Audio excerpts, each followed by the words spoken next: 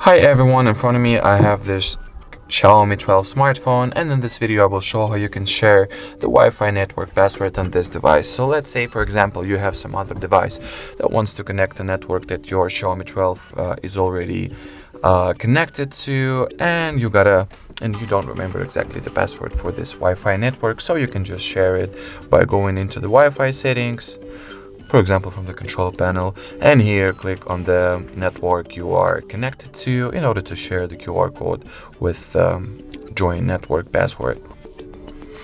Then just take another device which is actually which you were initially intending to connect to this network.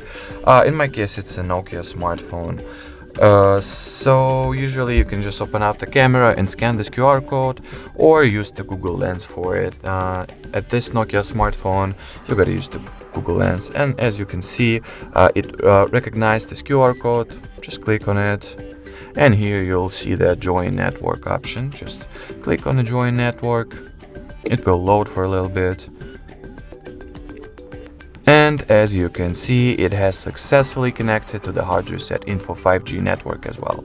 So that was it for this video. Thank you so much for watching, and bye bye.